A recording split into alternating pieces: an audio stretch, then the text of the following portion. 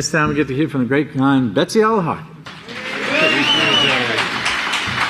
Shabbat Shalom. You may be seated.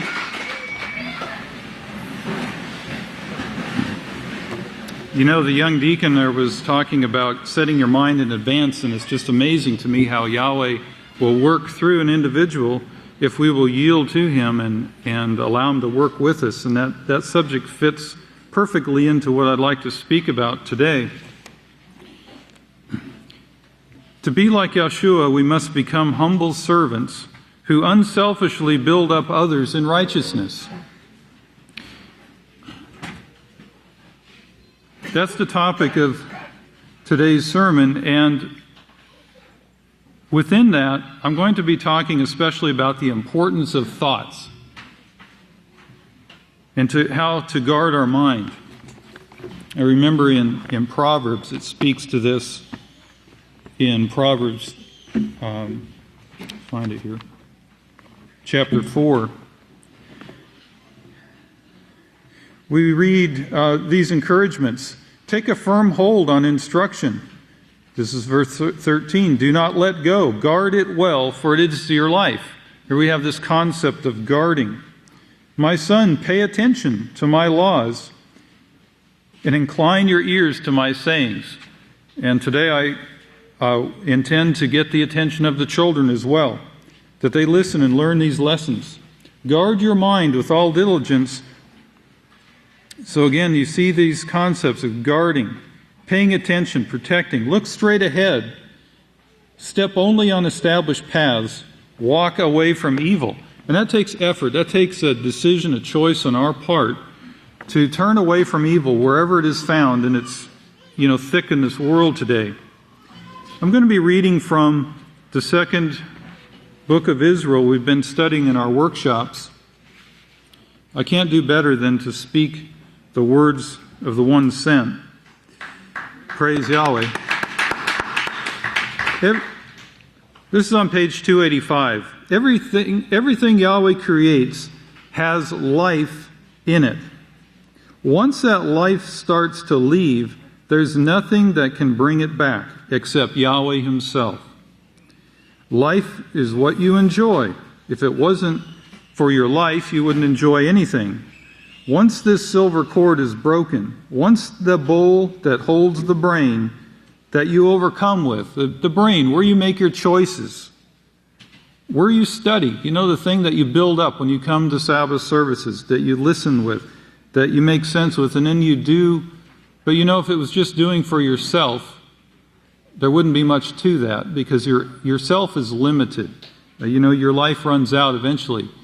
But if you can build others up and keep this concept in mind, if you can work to support others, think of our future generations. They'll go beyond us. In this physical life, the physical life is temporary. It has an end. And continuing, you couldn't even enjoy a movie or anything beneficial once the brain is gone. Soon it'll fade. It's not forever.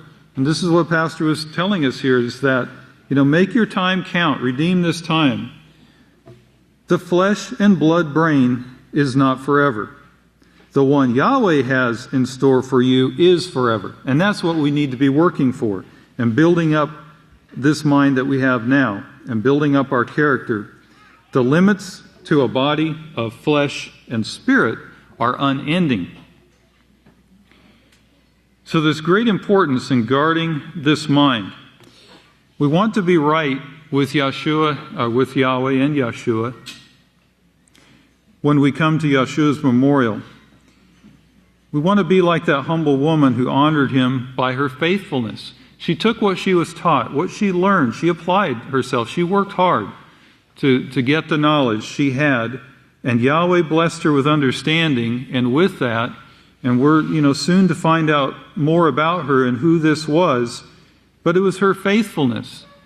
And we have the same opportunity today when we see the last day's witness, Israel, who teaches us, and we humble ourselves and follow His instruction and rejoice on the Sabbath. Just in that rejoicing, to come to the classes that He's prepared for us with all this wonderful teaching that we have.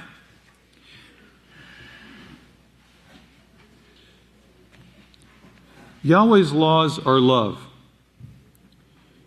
So this is what love is. If you practice my laws, you're practicing love. It doesn't turn to hatred because you're following the line that who has set for you? Yahweh has set for you. You see, you can't get better than perfection. Love is not like we see in the ways of this world. It's not like, love you today, and in the next minute, I hate you.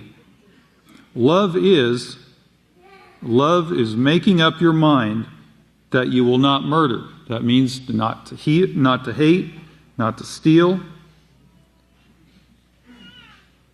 Love is making up your mind that you will do unto others as you would have them do to you, which includes the building up of another, being willing to put yourself down to support one another. What if that putting yourself down meant to overcome anger, impatience, frustration?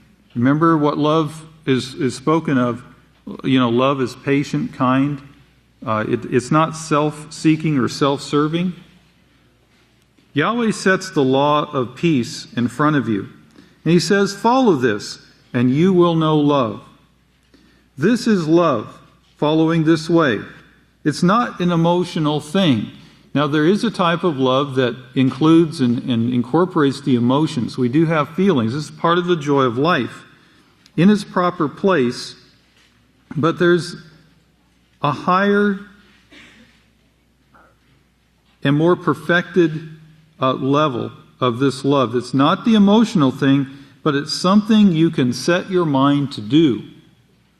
So, for example, if you see that there's something you're doing you're being reminded of, someone's pointed something out to you, and you can see that if you could overcome something or if you could do something a different way, it would help that other person. Like being more patient, for example. Let's say a worker's frustrated, having difficulty with something, but it requires that you sacrifice of your time and practice patience, not get impatient with them, but take the time to teach and train them. Are you willing to do that? See, that's what will help strengthen and encourage that person to not only do their part, but to build up their confidence in Yahweh's work, to see the benefits, to encourage them on so they can see the benefits from Yahweh's work so that they do not become discouraged. But you see, it required a bit of sacrifice on your part.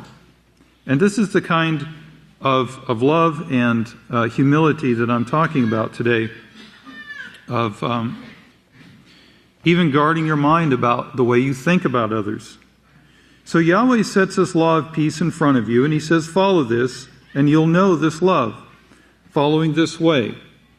And it's something that you can set your mind to do, as the young deacon spoke before me, setting your mind in advance. And you can even tell yourself and remind yourself, I want no part of that other way. I want no part of God worship. And this is where we need to set our minds. Praise Yahweh. Yahweh is always cherishing us and showing true love because He set the same guidelines for Himself. And so here we see the example that He is going to follow and practice the same laws Himself as He expects us to follow, that He teaches us to follow. He says, look, I have found this perfect way, and if you will accept this perfect way in you, you will be able to experience the joy and the great abilities that I have to be a blessing to others. That's why we come to the Sabbath and go to classes, to learn and be trained so that we can be a blessing to others. Because we haven't always been that way of ourselves. These same guidelines that He says, these are right, He follows Himself. We never have to worry about Him. We don't have to worry about Yahweh leaning from one side to the other, because he says he will be the same way forever. He's reliable. He's trustworthy. We put more trust in man sometimes, I think, than we do in Yahweh. And it's not fair to Yahweh. We wouldn't even be here if it were not for him. He will not, praise Yahweh. He will not, he will change not, and that's what he wants in us, to be that steadfastness. He wants those who look on the law as a friend, as those who follow every law, statute, and judgment as a friend. You can do it. Yahweh has given this gift of a mind, this tool, that has the ability to make choices and decisions and to change if you find that what you've been doing is not correct and not according to the standard, the moral standard, which we'll talk about here in a moment. We can set our mind to it, push all the other out. This doesn't mean pushing and shoving, but this is part of guarding yourself. This is what you do within yourself, guarding or pushing the other thoughts, the negative, the unprofitable out. This is guarding yourself. It's not an outward, a violent pushing around and ruling with an iron fist or a heavy thumb. Don't let gossip or anything else, and this is part of guarding the mind, what you allow into to take root in your mind. Don't let gossip or anything else change your attitude toward that law.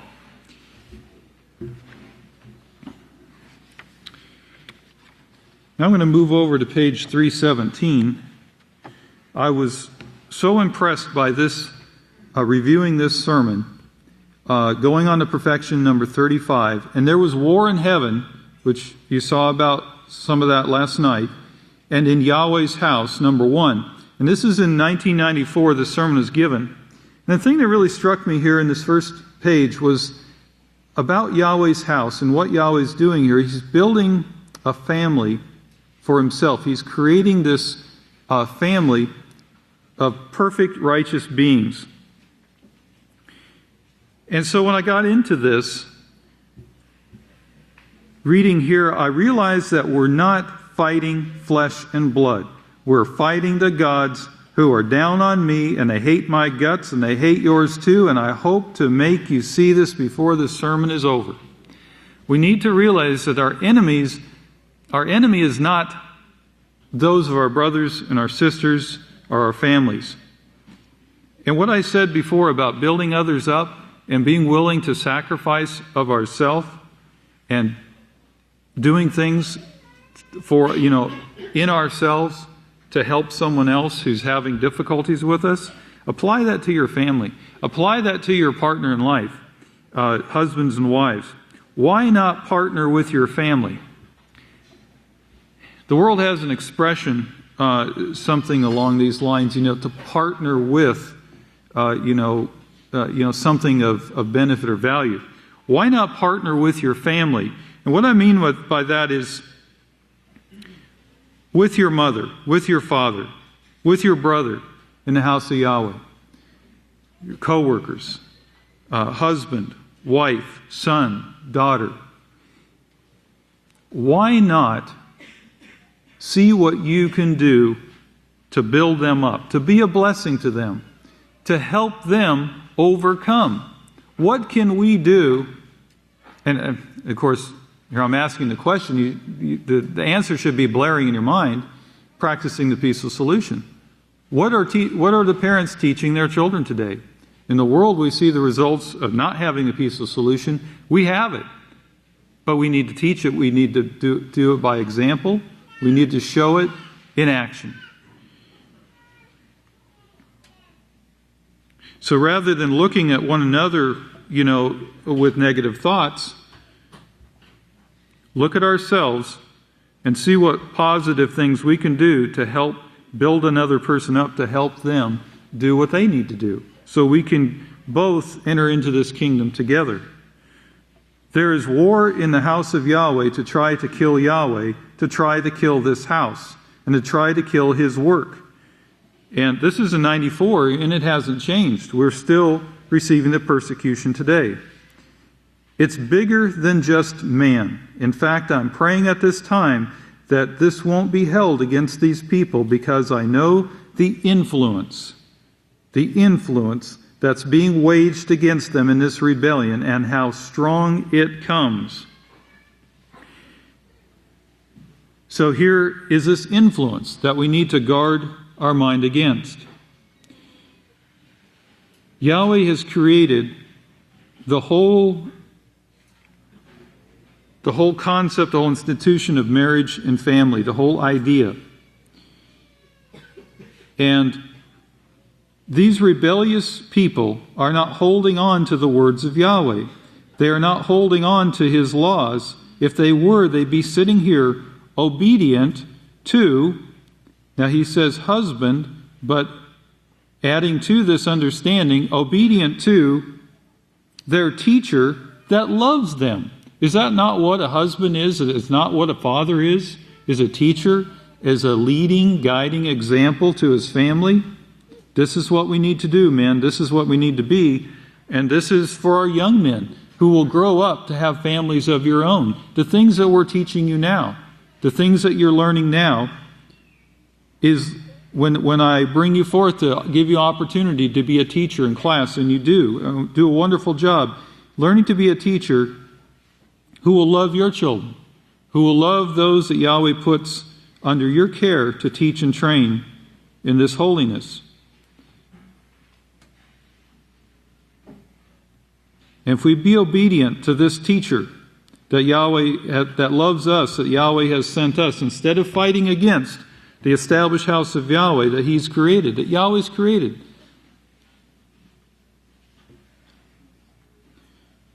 But what we see in the world today is coming at us from all angles, and we've talked about this much in the sermons, is coming at us from all angles, is this push in society to separate and destroy families.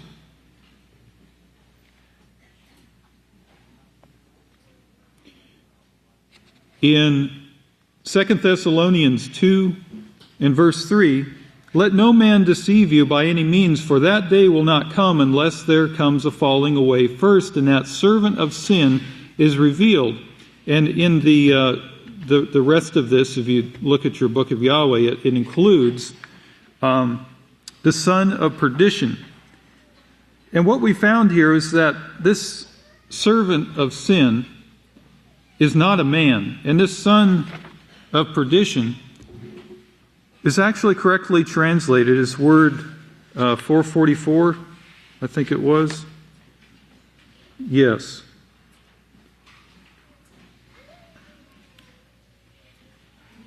It means the sons of perdition. It means pupils of sin. And the pupils can be male or female. So you have men and women both included. And so this could be translated pupils or students of perdition.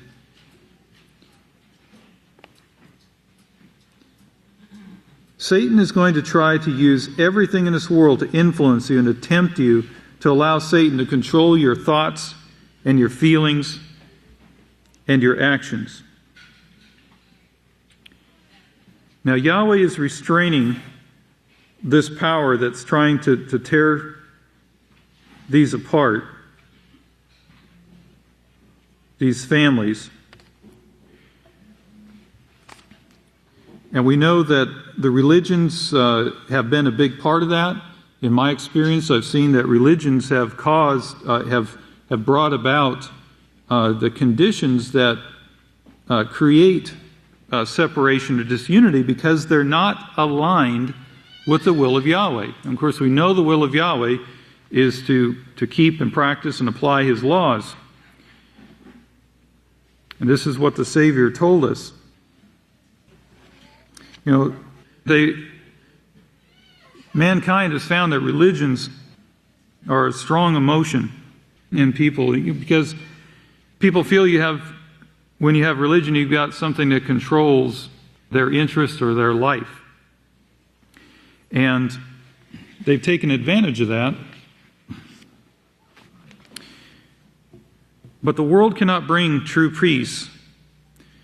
They can only pretend, and it's a fake, false peace. It has no foundation because they don't have these perfect laws of Yahweh that will bring that peace. I'd like to move on now to the peaceful solution.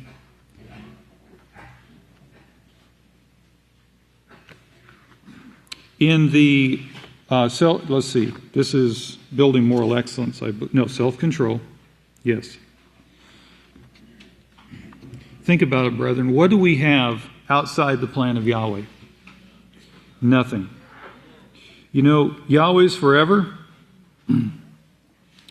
and His plan is a forever plan. Does the world have unity and perfect alignment with the will of Yahweh? Of course not. And this is why they don't have peace.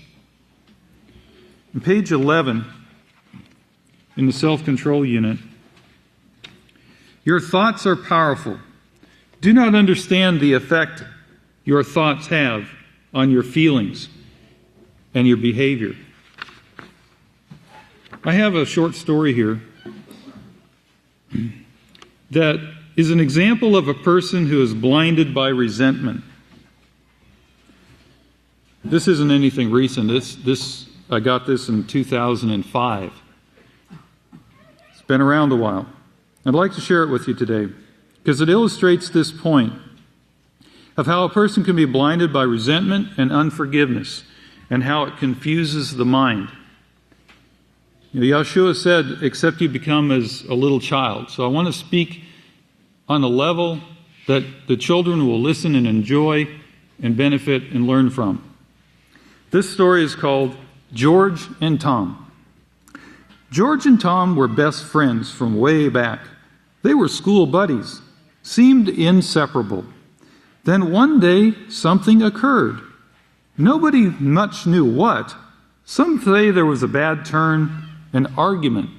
For 50 years, George wouldn't so much as look at Tom. He changed, short-tempered, couldn't say a word about Tom with George around. He'd flare up, get real angry. Tom fell deathly ill, and he went quick. George didn't say much, but Sam saw him standing across the street from the cemetery when they buried Tom. Then something real strange occurred. George showed up the next day sitting in his creaky old aluminum lawn chair, the one he used to go fishing, perched right up on the edge of old Tom's grave with a big burlap bag full of stuff. We left him alone at first, but he wouldn't budge. He just stayed there, day and night, like an old morning hound dog. That's when I got involved. As a city health manager, I have to look out for the health of the people. I awkwardly pulled a rickety brown metal chair I borrowed from the city hall next to Tom. He glanced at me with an annoyed scowl. After a little small talk, I said, "George, I know you must miss Tom, but you got to let him go. He's gone." George jolted up and looked at me real stern. "Gone," he hollered. "Gone where? That old man did me wrong. He owes me a debt, and he's not sneaking out of here without paying my due." What's wrong with that picture? Blinded by resentment and unforgiveness. You see, those thoughts are powerful. It's up to you to determine if your thoughts can help you build up your character or if they lead to choices you will regret. Your thoughts flow in and out of our minds, and we have the power to control what thoughts we focus on and what thoughts we let go of. And this is what I want you to be thinking about. I'm inviting you and imploring you to think on these things as we come to Yeshua's memorial. Is guard our mind with all diligence. Be careful what you allow into your mind, whether it comes through the world's attention, the media, television, music, cell phones, wherever it comes from. Be careful what you spend your time with. Keep your studies up. Keep coming to classes. Keep applying your mind to the only thing that has value, lasting value, and endurance. That's what you're going to take with you. Not the flesh and blood, but the Spirit that gives life. People who focus on negative thoughts about themselves and others, or about things they want what they want to do, are setting themselves up to fail and engage in behavior they'll eventually regret. Positive thoughts uphold true moral principles. In Building Moral Excellence, page 6, we see what moral principles are. And this is where the world would really benefit. They will benefit from this knowledge.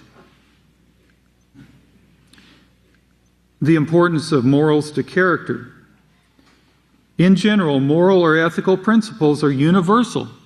You see, throughout all the world, they have bits and pieces of things of value. But they haven't put it all together. They don't have the whole package. They've got a bit, but now they need to take a bite, right? B-I-T-E. But they can also get a bite, B-Y-T-E, on the internet and hear the sermons. A little of both. So it's all there for the devouring. Morality can be divided into three basic categories: behavior and attitude towards all life, behavior and attitude towards possessions and property, and behavior and attitude towards environment. What if somebody destroys your property, steals your possessions? Well, it goes back to your behavior and attitude towards all life. They haven't been taught. See, now you got to work on yourself. Patience, endurance. Because your mind is your most powerful tool that Yahweh's blessed you with here, it's a blessing of Yahweh, the one needed for all tasks, it must be properly cared for to function at its best. Think about it like this. Your job, it goes on to talk about, an analogy of taking care of a tool. But the point I want to get to here is negative thoughts have the potential to affect your mind in much the same way as rain can corrode metal. Corrosive thoughts. Now there's a thought for you, corrosive. Negative thoughts wear away your ability to make choices that are moral and respectful to yourself and others. Got one more story for you, children. You older children enjoy this too, I hope. This is another short story. This one came from 2002. It's been around a while.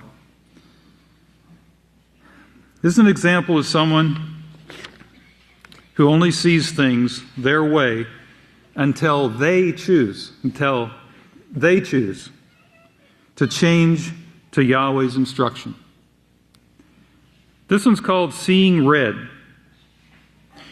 There was once a joyful little car that always drove just right and paid attention to every little thing. Sounds like some people I know. Oh, I can talk about myself. That's okay. He always tried to stop and go just right and always be on time. One day, while he was waiting for a turn at a big red stop sign, another car went ahead of him out of turn and cut the little car off. This made the little car very upset, and he became angrier and angrier until all he could see was red. So there he sat, stopped in the road because all he could see was red. Just like the big red stop sign.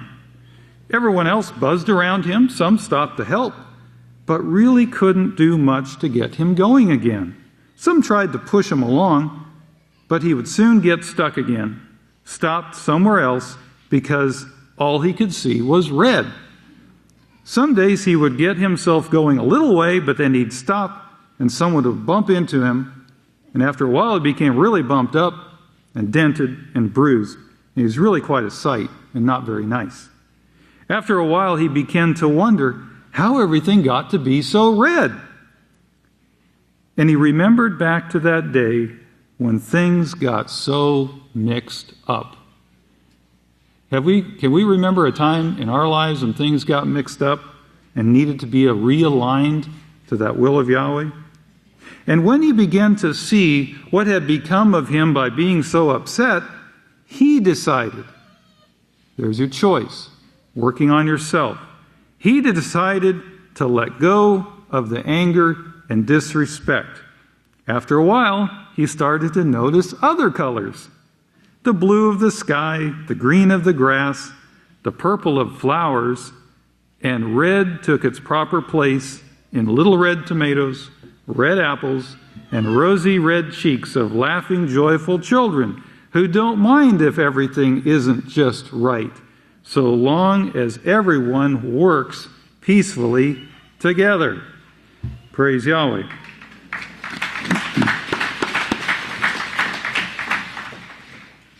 Allow yourself the hope to see the way other than your own way. The next time someone makes a mistake, it's an opportunity to practice forgiveness. That's a forgiving opportunity. The next time someone breaks or messes up a project or breaks something, that is a training opportunity. It's going to require some effort on your part to take the time and patience, but it's a training opportunity, and I'm so glad that Pastor is like Yeshua, was willing to put his own self aside, put it down to serve us, to bring us to where we're at today. Praise Yahweh. And the next time a child misbehaves or doesn't live up to your expectations, again, it's a teaching opportunity. Doesn't teaching require practice? Practice, practice, practice. And when your spouse gets crazy or upset,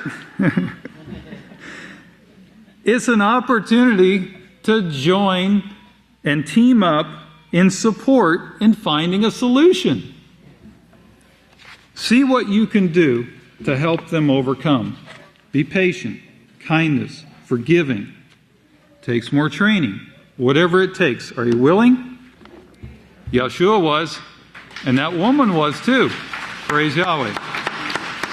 May Yahweh bless your understanding and bless your Sabbath day. It's been a joy to serve you today, and I'd like to now turn the services over to the next speaker, the great Khan Zephaniah Hawkins. Praise Yahweh. Shalom, everyone. Please be seated. May the peace of Yahweh be with each and every one of you. As the Kohan was mentioning the taking a bite out of this message, I was thinking of the donuts last night. And I was thinking, if this upcoming feast is anything like those donuts, it's going to be the best feast ever. Those are the best donuts in 6,000 years. Well, we've got a lot of news articles this week, and again, we're smashing weather records. And this is interesting because they're not just breaking them; they're smashing them. They're saying that the lows are higher than the record highs in some places, which is really an astonishing thing. And that video was kind of choppy because it was warm weather. We had to cut a lot of the video out, so you'll see the people stopping and starting, but you don't touch your dial. It's our video. Then the World Health Organization says a story, and this is WHO, World Health Organization, saying that antibiotic-resistant infections, and even that phrase alone shows that they really studied this article before they put it out, but it could mean the end of modern medicine.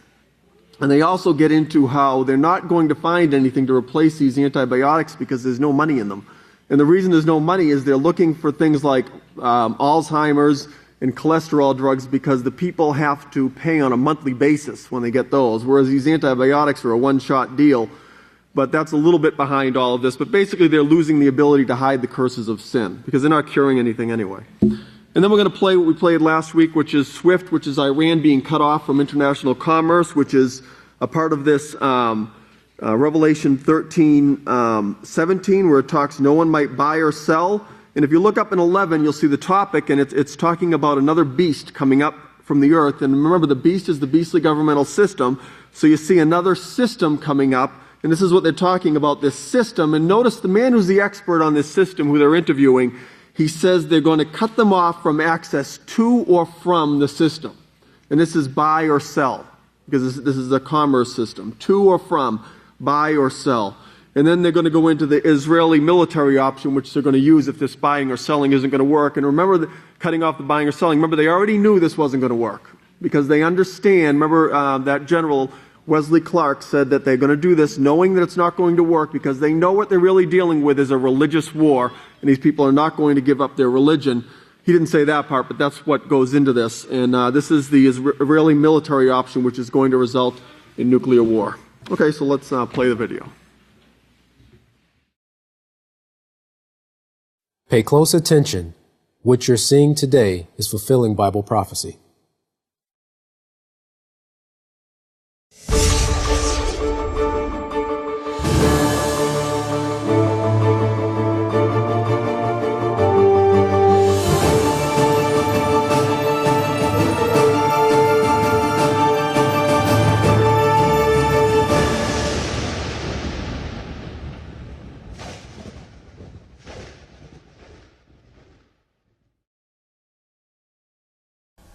Welcome to YPN News, bringing you news as it relates to Bible prophecy. Jeff, it seems like we are dealing with another week of extremes. That's right, Katan. In fact, last week we talked about this extreme weather behavior, and this week was no different. This is the strangest season many folks can remember. It has affected plants and animals, and in fact, all mankind in this country. What we would consider a normal season, you can go ahead and throw it right out the window. Wow. This never-before-seen weather has set thousands of new records across the globe, and consider this. Both Chicago baseball teams hold their spring training in Arizona to escape the harsh, cold Chicago winters. But recently, on what we would consider the last day of winter, there's snow in Arizona, and in Chicago, families are experiencing temperatures that would remind them of a summer evening. Amazing. Now, as reported on NBC News, meteorologist Mike Seidel from the Weather Channel recently commented on our unheard of weather. He said, "It was another day of phenomenal warmth. Way up north in Michigan, in Traverse City, they hit an all-time March high of 83 degrees. Now, this has many people wondering, has the weather lost its cool? Now, it's a study in contrast and extremes. On the last day of winter in normally chilly Chicago, they have seen 5 consecutive days breaking 80-degree temps." Now, one man remarked, "There's no reason to go to Florida anymore. Stay right here in Chicago." Another resident said, "I've never seen people playing volleyball on the beach in March." And a local forecaster referred to Chicago's weather as incredible. Now, meteorologist Mike Seidel went on to say, Minnesota's March has been extraordinary also. The low temperatures have been warmer than the previous record highs. Now in North Dakota, lightweight clothing was enough for ice fishing near Fargo in 70-degree weather. Now, Katan, these guys are literally sitting on an ice cube and it's 70 degrees around them. That has to seem surreal. Amazing. Meanwhile, in Arizona, Flagstaff is digging out of its second largest storm in March. Nearly 20 inches of snow. Wow. Closing Interstate 40 and other major roads. Some people in that area have never driven in snow. Now this, of course, is the first time for them. So, how are meteorologists trying to explain this unusual weather? They say it's the jet stream reaching way into the northern Canada area, blocking cold air from moving south, leaving much of the country seeing high temperatures. One day this week alone, 34 states reached at least 70 degrees, while all the West is colder than average. Now, as if the temperatures aren't drastic enough, there is a high pollen count in Atlanta, 35% higher than the previous record. We're seeing wildfires in Colorado and tornadoes in Oklahoma and Nebraska, downing power lines and damaging property as residents are starting to clean up. Now, we even saw a tornado watch this week in central Texas, stretching from the Del Rio up to the Dallas-Fort Worth area, and these slow-moving storms dropped a lot of heavy rain. And huge flood threats for 4 states: Texas, Louisiana, Oklahoma, and into Arkansas. We had flash flooding in Tulsa. Cars were stranded, roads closed, and the storms moved very slowly, as you said, making matters more difficult. Some areas were looking at as much as a foot of rain. A foot of rain. Wow. We could have historical flooding in parts of those 4 states that had these storms moving slowly across them. Now, meanwhile, to the north, records continue to be set. A lot of them this week, hundreds of them will continue to be broken. A predicted 86 degrees in Chicago for the coming days, and back in New York, temperatures will stay in a very pleasant 70s. Katan, this all seems biblical. Yeah, it's definitely extreme, like we've been reporting. Amazing. Well, if this extreme weather has got you feeling a little under the weather, maybe a cold, or a flu, or maybe you've just received a scratch or cut your hand while you're working on your car. If you're thinking about reaching for that antibiotic, or maybe wanting to head to your local pharmacy to get an over-the-counter drug, heed the following. A warning from the head of the World Health Organization has come stating that antibiotic resistance could mean the end of modern medicine. Now, the big question is why? Simply put, the overuse of antibiotics, which have made us even more dangerously prone to even the most common infections. For example, staph, MRSA, E. coli, tuberculosis, and even HIV, just to name a few, are the growing list of bugs just waiting to overtake our unhealthy immune systems. Amazing. The scary part of this latest report is that this is just the tip of the iceberg, just the tip of the iceberg. The list of these usually harmless bugs, with the exclusion of the ones we just named, are now becoming increasingly more deadly and are growing day by day. Now, some people may say, well, why not just throw a little bit more money into the industry so that we can find more drugs? Well, the money in the pharmaceutical industry for new remedies for common everyday ailments is seemingly drying up. Why? Because there's more money in the pursuit of new drugs for diseases like Alzheimer's and Parkinson's disease than the everyday common day cold. So what is the industry suggesting to reduce your risk of infection? It might surprise you. Only use antibiotics when you have to, for only as long as prescribed, and avoid medicated foods, and be aware of counterfeit medications.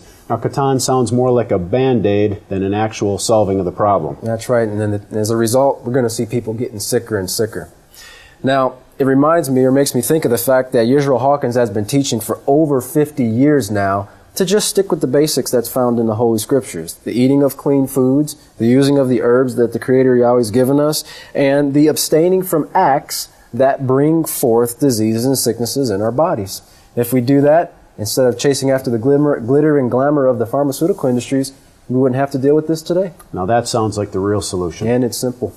Well, before we turn it over to Yisrayl Hawkins, who's going to explain Bible prophecy, we're going to replay two of the articles in last week's broadcast. Here they are.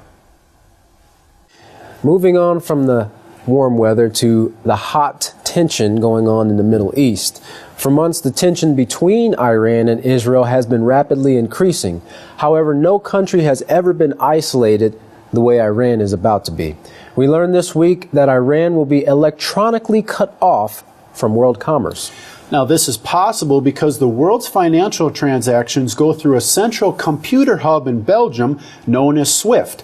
Established in 1973, the Brussels-based SWIFT is the spinal cord of the global financial system, a cooperative overseen by the world's banks. Now, more than $6 trillion in banking transactions between banks and businesses flow through its electronic pipelines every day. Disconnecting Iran from SWIFT is the most severe step taken thus far to try to cripple Iran's economy and force the country to end its nuclear program. If this drastic economic sanction doesn't work, Israel will continue planning for the military option. In an interview with CBS News, Leonard Schrank, the former CEO of SWIFT for 15 years, explained how and why severing Iran from SWIFT could cripple its economy.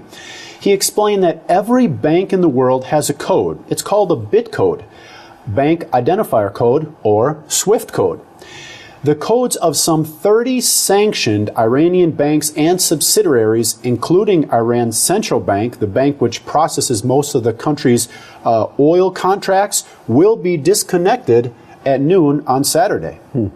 Once SWIFT deletes a code, whether it's for the bank, the central bank, or the entire country, it will prevent them from having any access to or from the system. They'll be cut off. This move could cripple Iran's oil business and force the country into a cash and barter economy. Now, there are alternatives to using SWIFT, but they're less efficient, less secure, and definitely less automated. And it would take a long time to establish them with all their counterparties. So this move is going to hurt Iran. Theoretically, SWIFT is supposed to be outside of politics. Therefore, cutting off Iran's banks could set a precedence that could turn SWIFT into a political weapon. Leonard Schrank said, absolutely, it's a neutral infrastructure. But when asked if he believes SWIFT had to make the move, Schrank commented, we're talking about preventing a Mideast war, or worse. Now, SWIFT said that it was merely complying with the laws of the European Union and that the EU sanctions forced SWIFT to take action. Now, you may be wondering, what are the Iranian businesses doing in reaction to this? Well, there are reports that are coming that some Iranians are piling their money into speedboats and literally transporting it hundreds of miles, or 100 or so miles, across the Gulf of Dubai so that they can get around this sanction. So if these sanctions against Iran don't work, the Israeli military is preparing for what many fear is the inevitable war. Now, they're planning for a confrontation with Iran. And in recent drills, soldiers practice decontaminating victims of a chemical weapons attack. Rescue workers practice searching for victims of a missile attack from Iran or one of its allies on Israel's borders, Hezbollah in Lebanon or Hamas in Gaza. Lieutenant Colonel Jonathan Raz said these exercises have a new sense of urgency. When asked, are things getting tense? He said, things in the Middle East are always tense. In fact, Prime Minister Benjamin Netanyahu told the Israeli parliament that he's prepared to act alone in dealing with the Iranian nuclear threat, with or without U.S. support. Israel is no stranger to taking matters into its own hands. In 1981, they attacked a reactor in Iraq when they feared Saddam Hussein was trying to build a nuclear weapon. Zev Raz led the mission to attack that reactor and says that he understands the tough talk from the Israeli government, saying that they have no choice but to talk boldly. They have no choice. What can they do? Sit and watch Iran become nuclear? It's much worse. And this is why they're preparing for the worst. Proponents of an attack said they cannot wait to see if sanctions bite or if the U.S. might join in, and that there's a time to act and time is running out. One more option, of course, is on the table, and that's threatening a nuclear Iran with Israel's own, of course, never officially admitted, nuclear arsenal. Well, it looks like what we're seeing, Jeff, is bullying on an international scale. Seems like if these leaders of today's nations were taught, as Israel Hawkins' father was taught, two wrongs don't make a right, we might be looking at a much more positive and peaceful outcome than what we're getting ready to see here. That's right.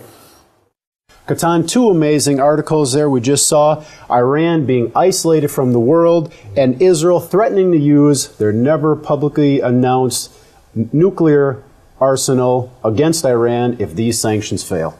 Well, I'll tell you what, if it's hard for anybody right now to see, Jeff, that we are heading closer and closer and closer to war, these articles and what we're getting ready to hear in this sermon should definitely be an eye-opener for them. You'd have to be blind not to see it. Well, stay tuned now for Yisrayl Hawkins as he explains Bible prophecy like never before. From all of us here at YPN News, I'm Jeffrey Heimerman. And I'm Katan Alexander. Thanks for joining us.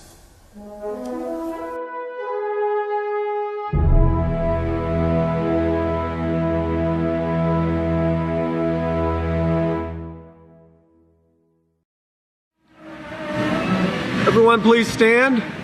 The greatest teacher in the world, the great Kohan Yisrayl Hawkins. Shalom, everyone.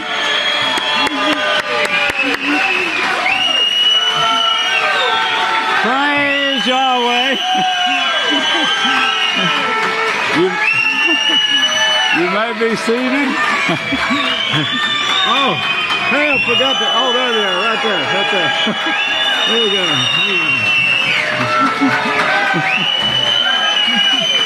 Praise Yahweh. You may be seated. What a wonderful day and a wonderful praise to Yahweh, whose plan is coming to pass. May the peace of Yahweh be with each and every one of you. I forgot today's dinner, but I think it was that wonderful taco with taco salad, I believe, with the organic vegetables. And don't miss that. It's I can smell it. Wow, great.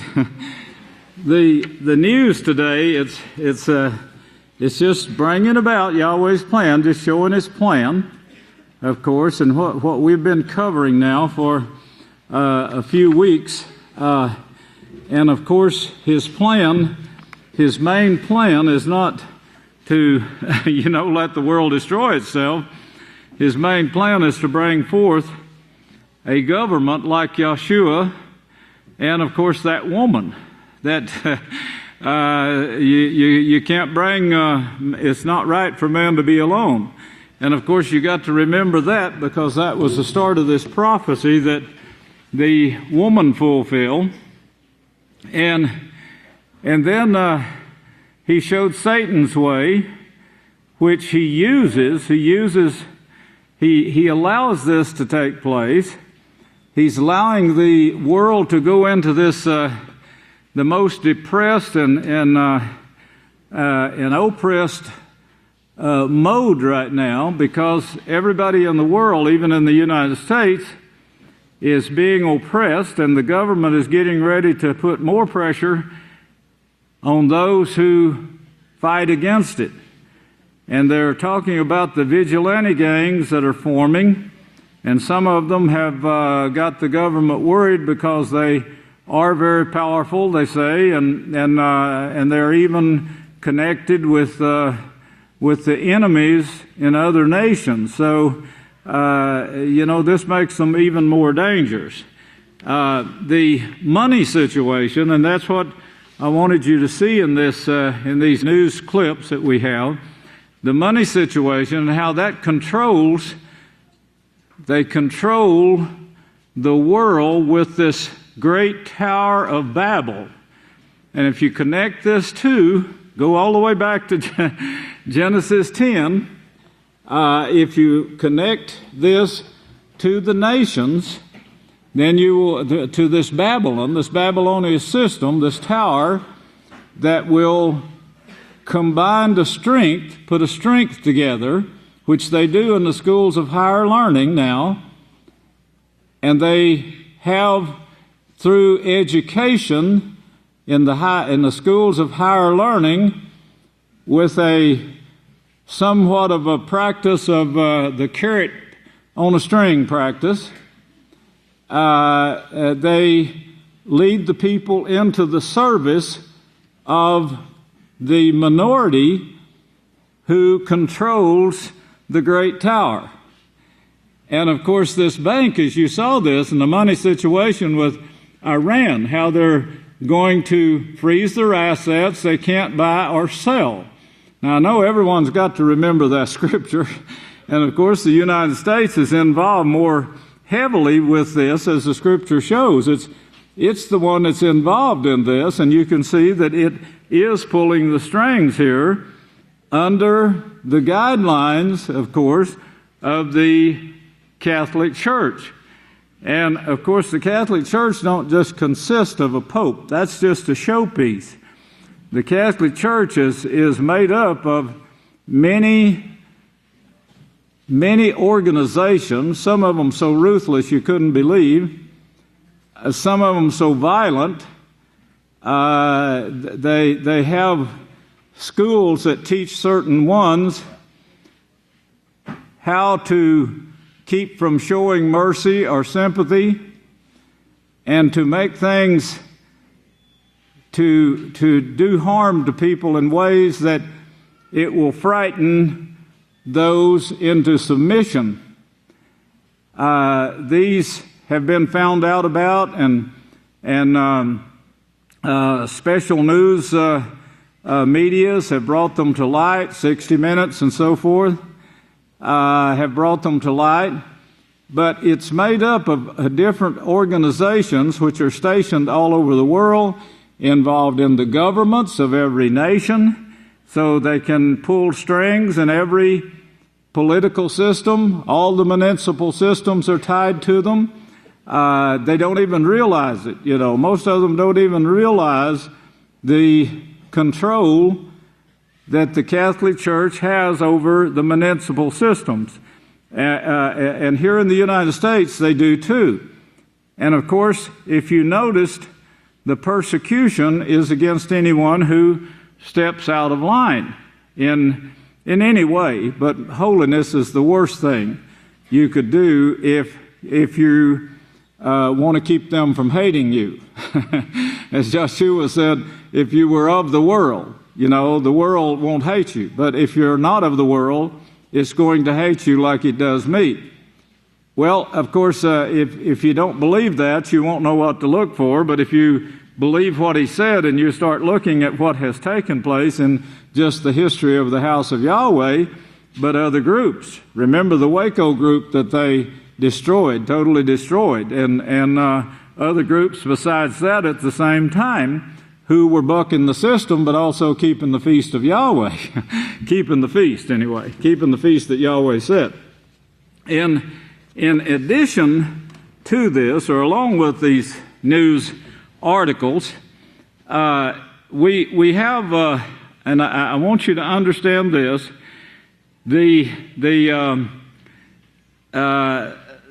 what the nations are doing to prepare for this all-out war and what is going to bring this about, because the same tower that they're using to control the people, the money tower and the oil, the money tower, Yeshua gave you this bit of news. He said, the love of money is a root of all the evil. So if you tie this in now with this Babylonian tower that controls the money and it controls the people. Well, now they want to control, as his name slips me right now, but they want to control the food. And he said, if you can control the food, then you can control the people. Well, that's what they said about controlling the money and the oil. Well, of course, the nations, those who didn't like the system, now they have reached out for other sources besides the petro-U.S. dollar. And this is what's bringing the wars, the anger, because when they step out of this system, or try to step out of this system, like Libya did, and the United States sent him a bomb that destroyed his office, and he barely escaped with his life.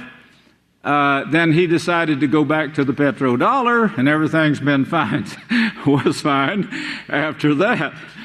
Well, here of course, the United States, it's looking for something like the new moon. Doesn't seem like much, but it keeps us in contact with the Creator who has a plan to bring about Yeshua's, and those women after that woman. I've got so much to say about that woman. I actually would like to sing it, but there's so much to say on it. It's just, when you look at what that woman went through on the same time that Yeshua was the Lamb, and what kind of character this woman had, and her bravery. I mean, to stand up under the threat of death by stoning, and worse than that, the abuse that lasted for at least 2 years that we have record of, real bad abuse, and yet in public she was able to actually anoint the Savior and get him ready for his ascension into heaven.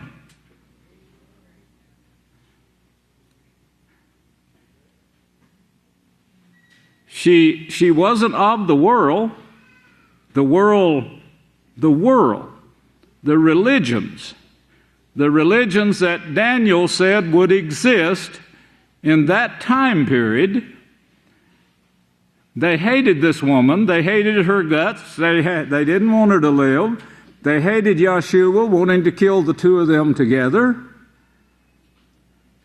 But of course, Yahweh protected her and him until his death, which he died for us, and now is high priest over the house of Yahweh, leading the last day's work of this plan. And remember this plan. But anyway, that's what you see in their characters, a character of love and service on both of their parts. And what you see in the world is what we see that is described to us in Genesis 10, the 10th chapter, where Yahweh actually separated the people by language, sent them out, but the tower, he didn't stop. He said nothing is going to be withheld from them from this point. So you saw the tentacles of this system, which reaches out to the world with this thing called mammon, and the other thing called oil, which brings about the pleasure of travel and to and fro, going to and fro. Well, Russia's stake in Syria and Iran,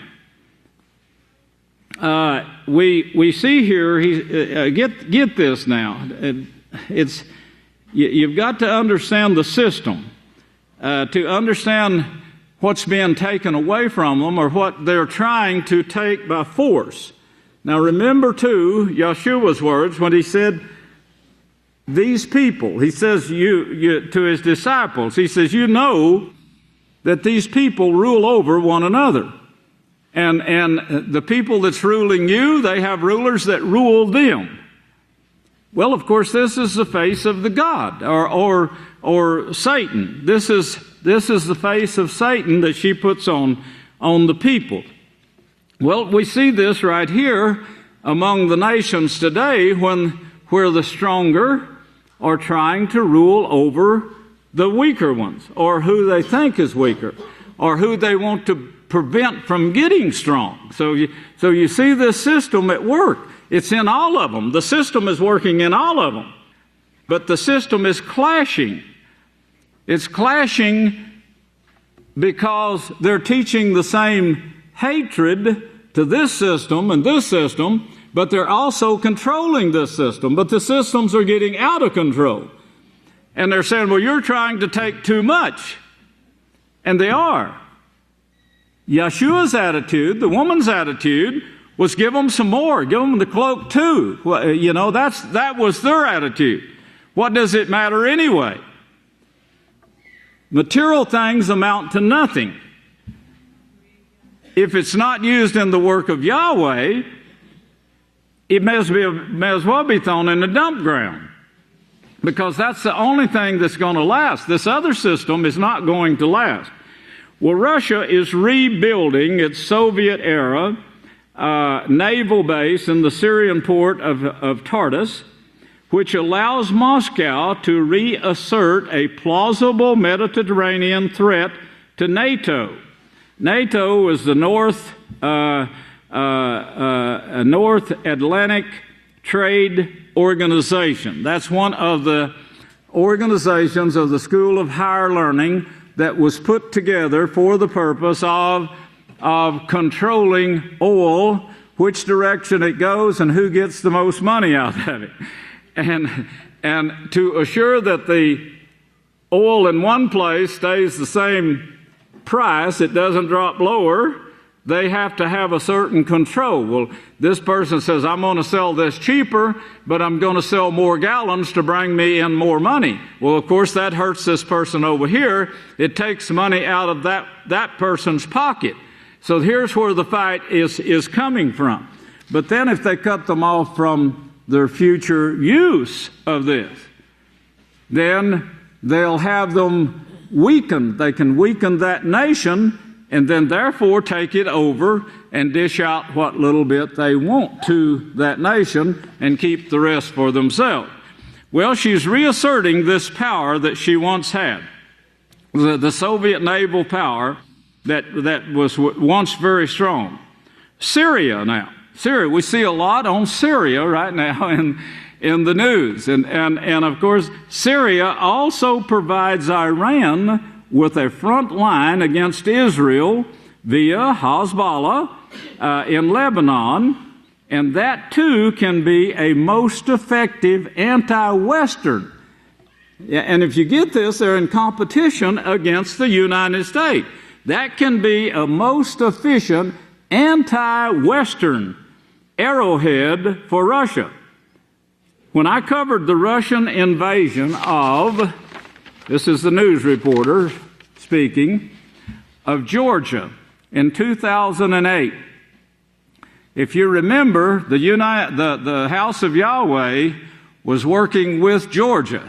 And of course, some of their representatives was here at the peace conference.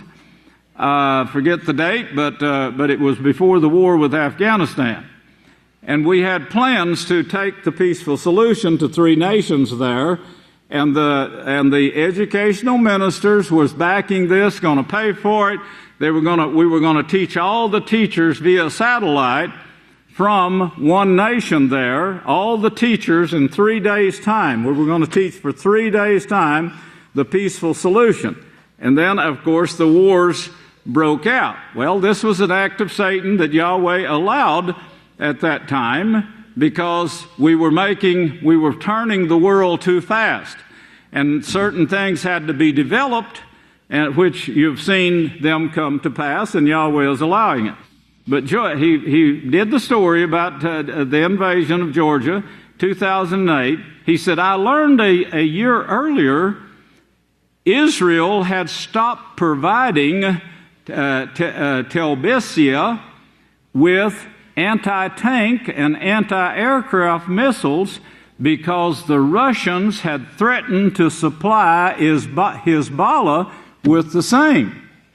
So here you see a clash now in the weapons. Here is the enemy. They want their allies to be strong, so they are supplying this ally, who is really not their friend, by the way. But there's no friendship in the world today. It's all money and greed. And where money and greed controls, or is the controlling power, then you see the fighting that we have today.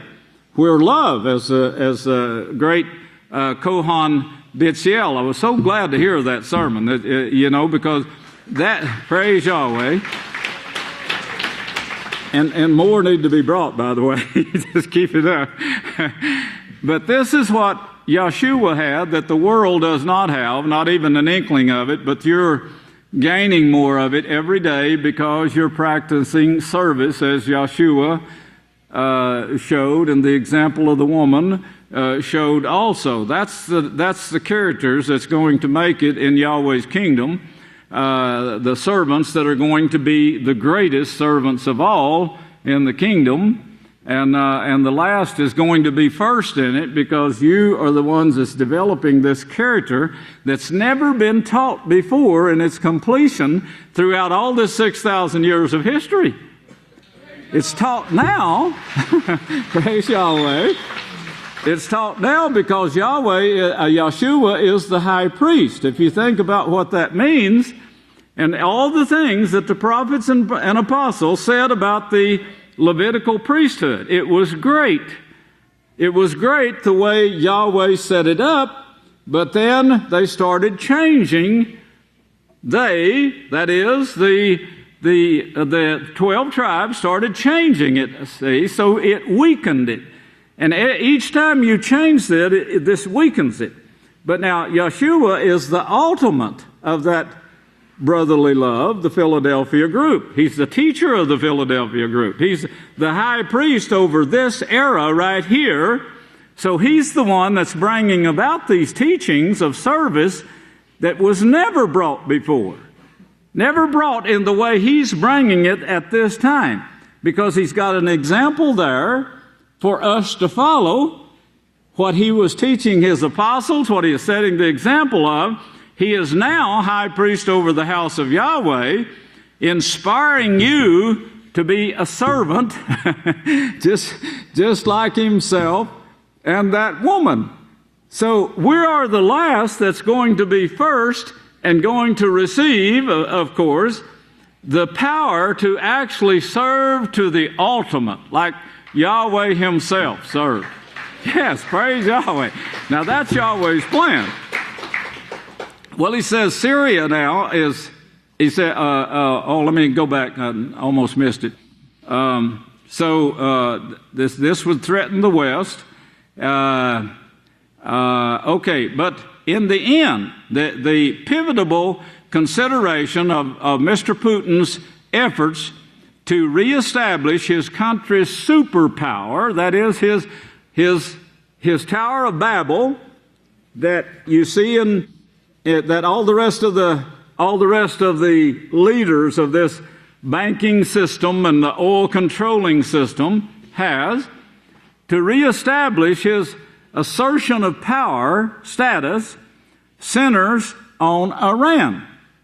Syria is a domino without its Syrian ally. Without its Syrian ally, Iran would be almost totally isolated and crucially weakened. That Moscow cannot stand.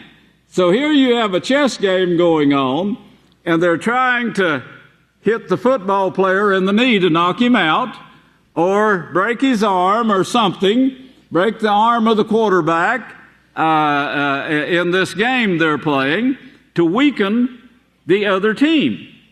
And you have this fight, this power struggle that was first instituted in Genesis 10, that Yahweh shows you what was going to be in these last days. Babylon. Now, we're the ones that's going to release the world from Babylon.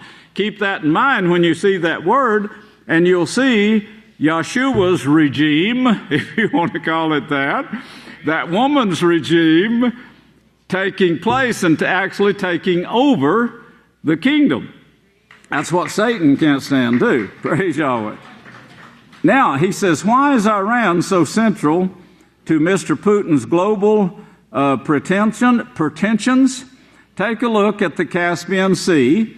If you've studied that, and you see where all the buildup of the warships are right now, they're fighting over this one thing, the Strait of Hormuz, which they claim is only about a half a kilometer wide, and one ship could block the oil from coming in or out. If they sunk a ship there, it could block. It's like a bottleneck, and if they sunk a ship there, nothing could get through it, and it would take months. Well, of course, this would ruin their oil flow. This would shut down or greatly weaken the oil flow coming to and from, and the money flow too, because the oil is money. But let me read this again now. Why is Iran so central to Mr. Putin's global pretensions? Take a look at the Caspian Sea area map, and the strategic equations come into relief. Iran acts as a southern strait to the geography of Central Asia. It could offer the West access to regions' resources that would bypass Russia. And he says, if Iran averts to pro-Western, if they go with the United States, if they could buy them out, or they change their mind and say, well, we're going to go along with the United States here now, and this would cut Russia out of the picture. Well, here's what occurred. If Iran averts to pro-Western alignment, the huge reserves of oil and gas landlocked in Kurdistan and Turkmenistan and the like would flow directly out of the world without a veto from Moscow. So it's not like they're afraid, Moscow's afraid that they're going to get involved in a war. They're not. They got weapons as many as the United States. And they got other allies too that are so dependent in the same thing, the same situation now. Big allies. They don't need those people to support them, but they need them to help them knock out the United States. Russia is not able to knock out the United States by itself, but teamed up with other certain sources, they can certainly knock out the United States. And that's what's going to take place as prophecy shows.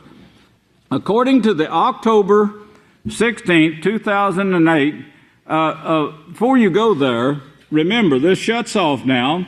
If Iran averted the pro-Western allegement, the huge reservoirs of oil and gas landlocked in Kazakhstan and Turkmenistan and the like would flow directly to the world without a veto from Moscow. So, and it would go right through the petrodollar, of course, be bought and sold by the petrodollar, which would strengthen the United States. So here's your struggle, see, to control certain things. The United States is strong, and Russia certainly don't want them any stronger. But open your scriptures now to Revelation 6 and verse 6, because prophecy shows the quartet in this time period what they have been given authority to do, and Yahweh says He's not going to hold that authority back. He says everything they imagine, it's not going to be held back from them anymore. They're going to go through with it. Well, here we show now in the last revelation given to mankind. Now, people fight, they say, oh, you can't pay any attention to that, and you can't pay any attention to Genesis, you can't, well, yeah, you could knock it out, but you wouldn't have any source of knowledge at all to show you why we're here, why man was created in the first place, and the plan that's actually allowing this that was told in advance. But here you see a man that was copying a revelation from heaven, and he's telling about a quartet, oil and wine. Before oil was discovered, and this is not speaking of the oil that comes from plants that you use in cooking. It was something that runs the world, and you can see it greatly involves the whole world here. And he's speaking of a quartet that wasn't even invented until 2002. A quartet that works to diminish the earth and take peace from the earth and destroys a third of mankind in and around the great river Euphrates, where all the trouble is taking place right now and building up to this point because of oil and wine. Revelation 6:6. And I heard the voice in the midst of the four, that's the quartet, living. If you follow this word back, you'll see that it's been called beasts, it's been called creatures. The four beasts of Daniel is what we're seeing here, that he said would actually be in this time period, controlling and spreading and coming down to this time period. And we see it. That was so neat, that the map they gave you, and showing how the central operation of this thing is controlling everyone, but it's like the rebellious group here and the rebellious group here, or the lustful group over here that steps out of line and wants to start saying, hey, you're taking too much. This central hub is taking too much. We need a little of that out here ourselves. So they raise up revolutions and they start fighting back. And of course, the big ones have the big bombs. They have to go in and straighten them out. That's what they did to Libya, Afghanistan, Iraq. And of course, you're going to see more of it because their plans are to depopulate the earth. Well, here you see this revelation that Yahweh has given to us of the quartet, saying a measure of wheat for a penny and 3 measures of barley for a penny. But see, you don't hurt the oil and the wine. We're giving you this much, but don't hurt this oil and wine. This setup, it's the setup. If you saw the hub and all the tentacles reaching out to the different nations there a while ago, if you get that in your mind, you can see exactly what Genesis 10 was showing you, the great tower that is set up to bring the money, control the money, have all the wealth, have all the authority, all the control, and have different little setups here, a police force in Abelin, one in Clyde, one in here and one there. All of these are parts of this great system. It's not like the system that was given, the perfect system that was given to Moshe, where this system operated on loyalty and love and loyalty to each other, love for each other, service to each other, guidance for every man, woman, and child, and so forth. This system, King Solomon, he still had part of this system that was set up by Moshe, that Yahweh set up through the great priest Jethro to Moshe. He still had part of it. And the nations around that man, around that kingdom, they trusted him. I mean, they went full out for this man. Until the corruption, which was creeping in now from Satan, actually took over the whole temple, everything, all of Israel. But it just crept in like gangrene and took over. And then it started turning to hatred and bitterness. Now, I want to bring this down home a little more, because Yahshua said 3 out of 4 would fall away. One of the priests told me this morning, he said he was counseling with a person. He said that the person was telling him how the bitterness had crept into his life, and that he let it build. Well, I tell people, all the time, Satan's going to try to pull you out. And this same priest told me, he said, before he came here, he knew I was the one sent, and he made up his mind he is going to come and be a part of this work. So he stayed, and he stayed firm. But he said, just a few days after he was here, negative talk started coming to him.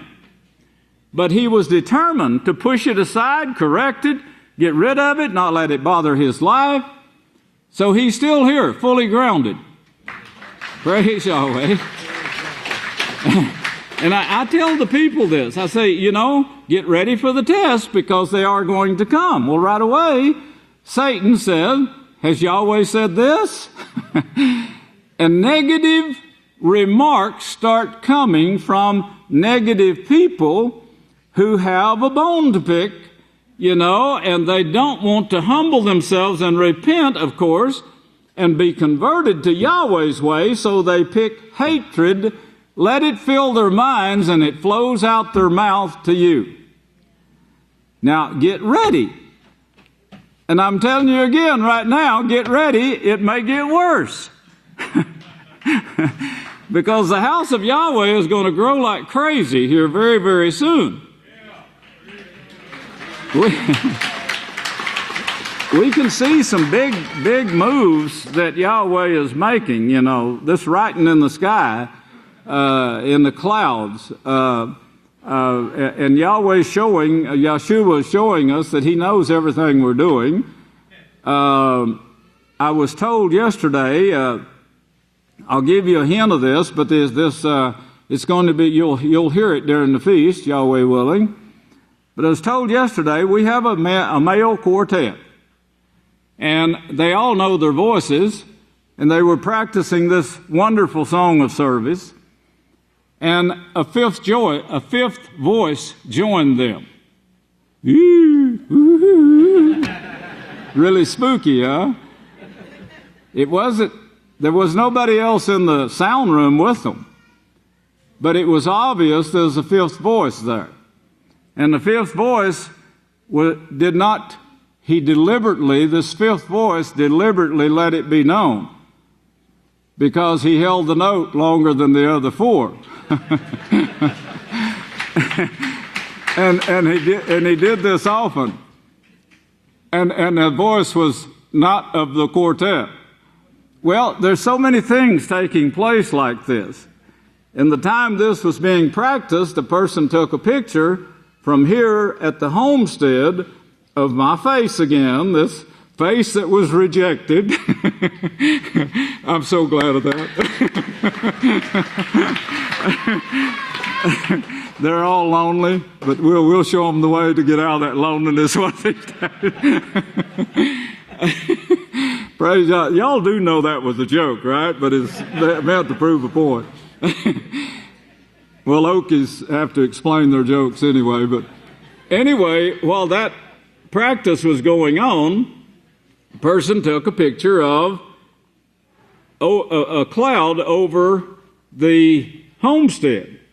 And it was this face, and they said, I haven't seen it yet, but I will.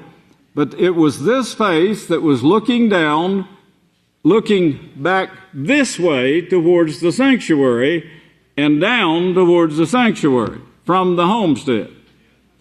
A woman was standing by the side of this face and looking down at that face. Now, we just started bringing out, about this woman. That's an example, a true example that Yeshua gives us here of she's the woman of all women. She's greater than the kings and queens of the earth. And one day we're going to resurrect that woman that Yeshua set up as an example. For the women, it's not great that man should be without. That kind of woman. That kind of woman. Well, anyway, the great things that Yahweh's opening up. I was working this morning, and early comes a phone call from Kohan and Kohana Matthews, and they said they was looking for the new moon last night, and they took a picture of the olive tree cloud in their area. Charleston, South Carolina, I believe it is. The olive tree. Now, he could write most anything he wanted to anywhere to show people anything he wants to. This is the power he had. But a few months ago, I started praying to Yahweh, saying, we're incapable of bringing about this, what we're prophesied to do, without your help. And I can't move them. I can preach it. We're going all over the world with the preaching, but you're going to have to make some moves yourself for us to get their attention. Well, that's what's taking place. You can see it. It's starting. No one can deny this writing in the clouds, and nobody can duplicate it. They would like to, I know, but like in the days of Moshe, they duplicated a lot of the things he did. But some of the things it was impossible for them to do. The magicians, as bad as they want to, they can't write with the clouds. Well, of course, that's what Yahweh is building. Now, here we were, see, according to, read that. Okay, at stake here, between the nations now, Russia and the United States, at stake here is not merely the liberation of a vast landmass of the Kremlin's yoke, the damage to Russia, to the Russian leverage, would amount to a seismic shift in the global balance of power equal to the collapse of the Warsaw Pact. So we're talking about control here when we say power, like this big hub that's reaching out to all of these different places, and they say, we're going to freeze your bank account right here. you're not going to be able to spend this money that you've made. Well, that's the power they have. But on the other hand now, this oil is valuable and people want it. So they're willing to pay not with money, but with gold or other things. So you've still got this situation here that they are not going to allow. When I say they, I'm talking about the other members of this quartet, the other members of these different regimes that are set up. So here's where the struggle comes in, and the way they're going to solve this problem, it's not peace. They're going to forcefully, like Russia took over by force, took these nations' oils by force, they're going to forcefully relieve that, or that's their plans, to relieve them of this heavy weight of money and oil they've got in their pocket by nuclear war. Russia's gas and oil leverage over Turkey, Ukraine, and much of Europe would evaporate. The Silk Road countries would finally reclaim their history, since it was diverted by forcefully towards Moscow in the 19th century. And she's been controlling that ever since. One of the quartet. Forcefully. Well, of course, that's the attitude of anger and force. That's Satan's face that she shows in Isaiah 14. Yeah, everyone needs to study that thing. Satan inspires people to say negative things, to pull people out, like 3 out of 4 will fall away. It's better for you to get a firm foundation, like Yeshua said. The foundation is on the prophets and apostles. Get your feet stuck in there, and your ears, don't let anything enter your ears and tell them, no way, you keep your negative thinking to yourself. I'm on the road to the kingdom. Don't come at me with that crapola. They know who they can touch. They know who, Satan knows who they can touch, seems like, and that's the ones they go after. But as Yeshua said, resist Satan and she'll flee from you. Fight back. Tell her, look at them straight in the eye and say, get behind me, Satan. That'll put a stop to it.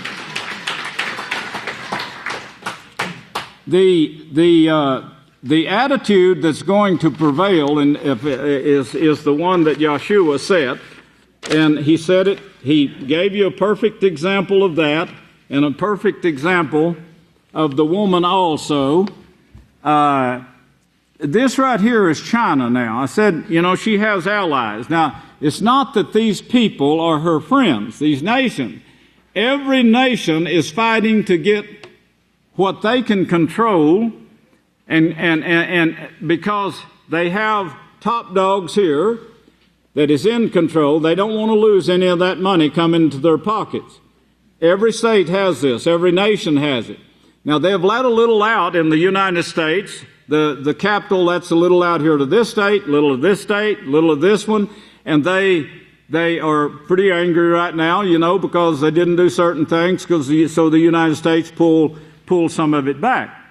The family planning, if you noticed how the money was sucked back from them, well, see, this is the control they have, but you think of it in a bigger way, you'll see they're controlling the nations the same way. Well, China now. Then there's China. Iran's emergency resources are a matter of national security for China. Iran. Now, Iran is the one that Israel wants to strike. As you notice there, they're getting ready. They're making their plans. They're pulling their war games. They know, and they're exercising on what they can do and what they can't do in order to knock Iran out. But there's more behind it than Iran has a nuclear bomb. There's more behind it than Iran has a nuclear bomb or going to develop a nuclear bomb. That's not behind it. The root of all evil is the lust for money. A root of all evil is the lust for money. Oil is the one that satisfies that lust, of course. Mammon, oil and wine, hurt not the oil and the wine. And that's what you see taking place here. Well, China now has bombs, a bunch of bombs, and they too need Iran. But yet the United States and Israel wants to knock out Iran because they want that oil to flow to the world through their pocket, of course, the petrodollar. If you don't know about the petrodollar, maybe I can bring that up to date during the feast, but they agreed after World War II. This organization was another one that was formed. And the United States had power to bring it about, and the nations that they helped them. Now, when they go into a nation, when they send their representatives to nations, they bribe the ones in control. And they say, we can give you this much money for this amount of oil. Well, this person or persons who have the power and control and hold it, they dish out a little of that to their people. And they say, if we pass this bill, like this pipeline from Russia, from Canada, you might keep that in mind if you're studying this and watching what's taking place here. But they say, now, if you pass this bill, if you go the petrodollar, you will be receiving this amount of petrodollars. so dollar, not euro, but dollar, U.S. dollar. But you got to sell all your oil in the U.S. dollar for U.S. dollars, nothing more, nothing else. Well, they made the agreement, and it's binding. But then, like Babylon is, they don't keep their vows. Only Yahweh's people keep their vows. Breaking your vows is the face of Satan. Keeping your vows is the face of Yahweh. May Yahweh make his face to shine upon you. That's one of the ways of the face of Yahweh shining upon you, because you keep your vows. If you look at the trouble that this breaking your vows cause, now, it could come about through negotiation, by love, if there was any love, but there's no love left in the world. The love has grown cold, as your Savior said. In this time period, because of iniquity now, that's what kills love, iniquity. Iniquity is all the things that has to do with the breaking of Yahweh's law. Resisting, putting away, letting someone put a negative thought in your ear, passing on all the things that's been said about Israel Hawkins. And every rotten thing that they could say about me has been said, I think. They may come up with some new ones here pretty soon, but because they're still trying, but it hasn't stopped Yahweh's work or his house, right? and the enemies are saying, that bunch is getting stronger. Through all this stuff we're doing, they're just getting stronger.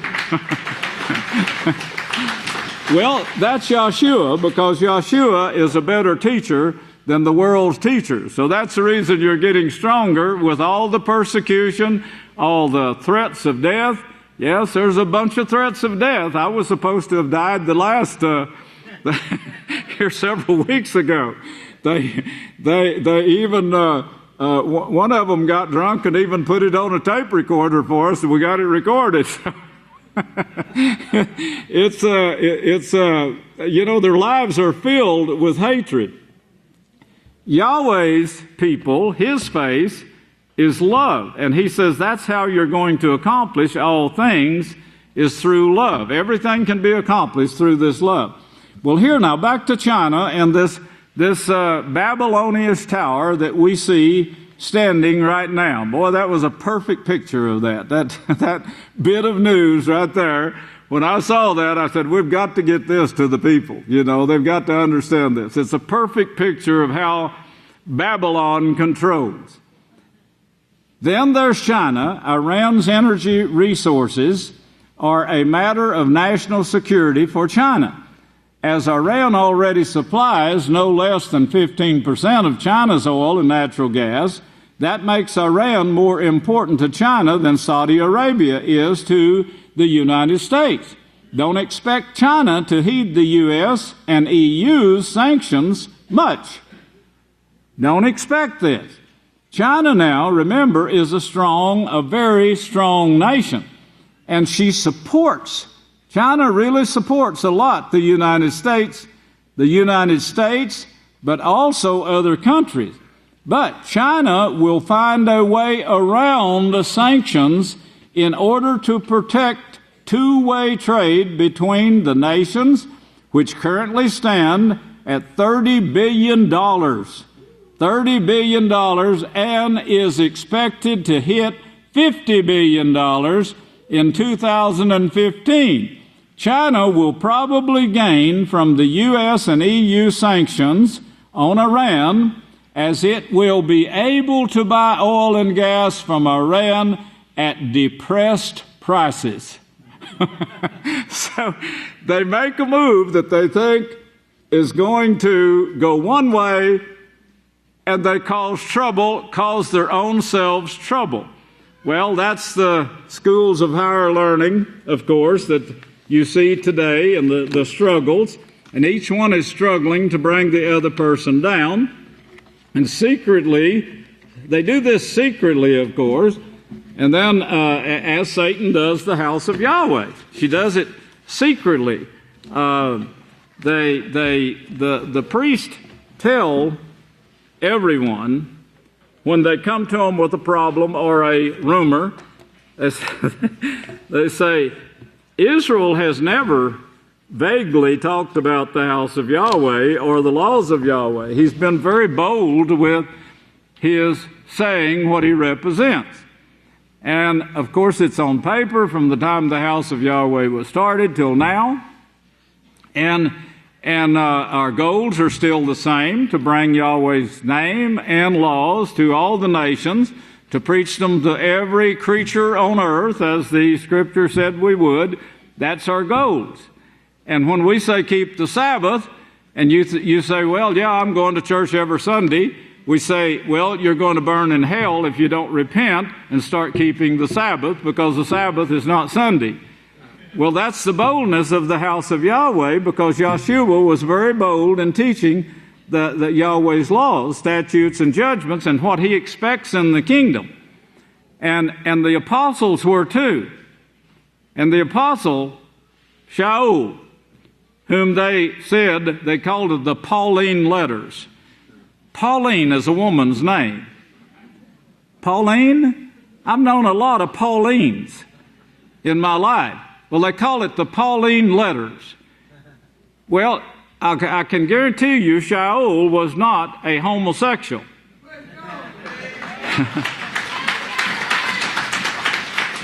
I vaguely remember a scripture in 1 Corinthians 7 that says, don't be deceived, neither adulterers, fornicators, homosexuals.